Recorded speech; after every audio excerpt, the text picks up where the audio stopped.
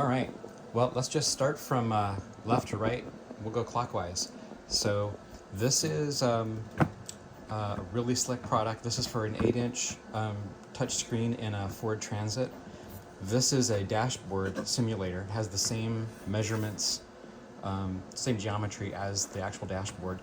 And this is used to show folks how to do the install, which is great. You slide it in from the side, tighten these screws down until it's snug, and then attach your 25mm ball hardware for your phone cradle right here.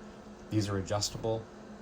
Big money savings over buying all of the 25mm hardware yourself, and there isn't a solution like this for the Ford Transit that doesn't involve screwing things in or spending $400. Same deal here. This is for the 12-inch Ford Transit, both 2020 and newer models. Over here, this is some packing and shipping stuff. Got some prototypes here I'm going to be installing on our van. Here's some actual merchandise. I like to keep a little bit of extra on hand in various colors to mix and match. Down here, more inventory. These are some modeling arms. If you paint models or do remote control stuff, these are great. They're infinitely adjustable.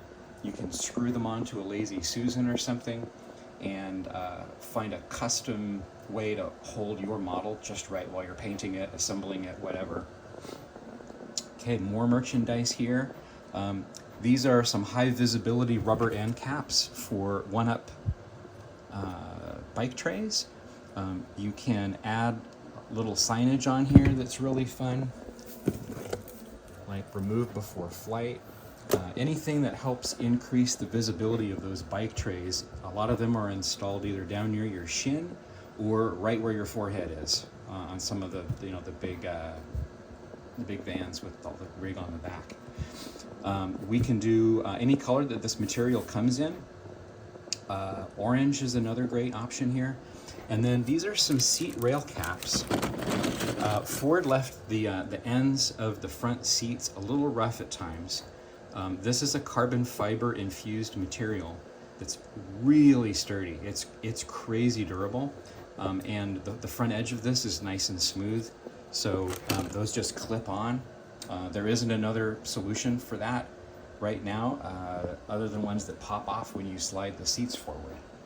All right, let's continue the tour. So I'll do some exercise while I'm watching a print if I'm doing something new that I need to keep an eye on. Here's some printer maintenance and part assembly tools. Heat insert press, lots of maintenance tools for the printer. Here's some multimedia gear, just if I want to film part assembly.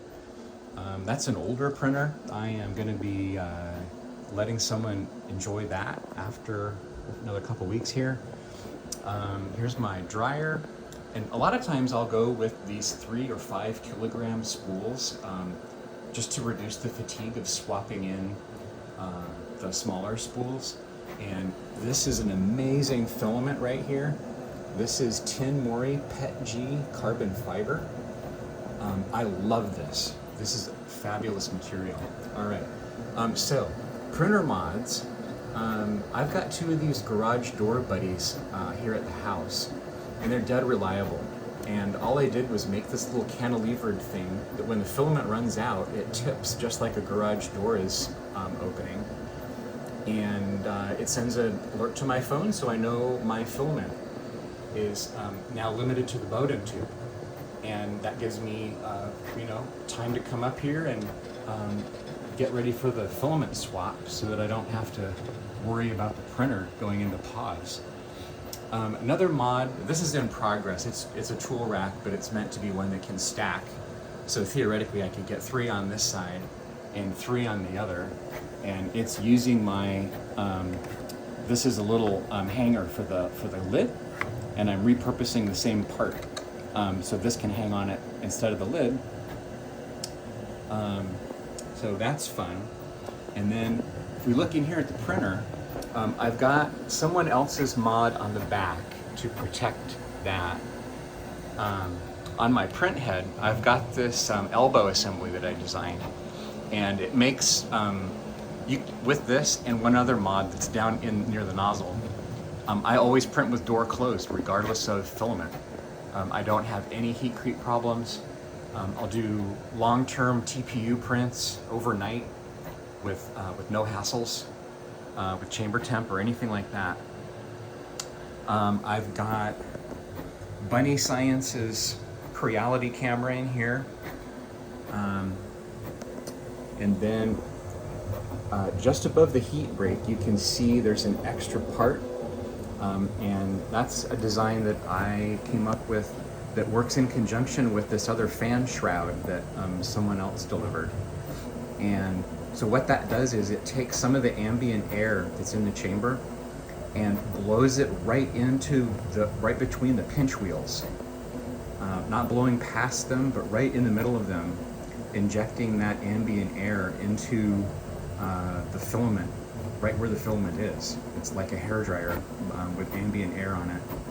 So I think that's really been the thing that resolved all of my heat creep issues with TPU.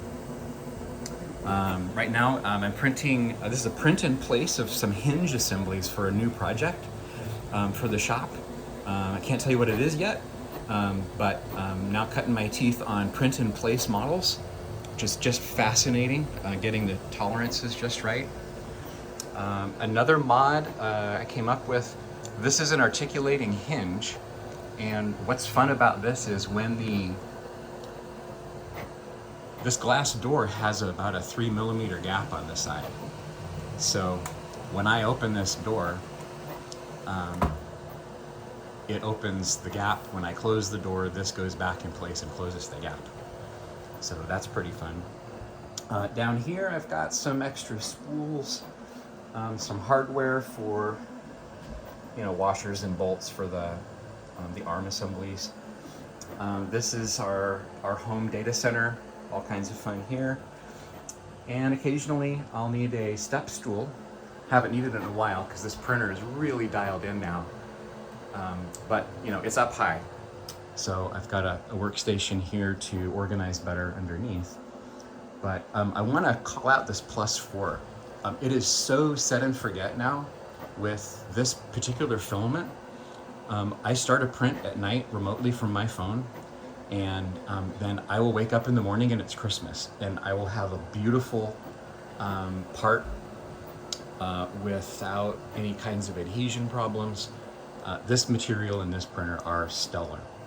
Okay, so that's my shop and some of the hardware and stuff. Thanks a bunch, guys.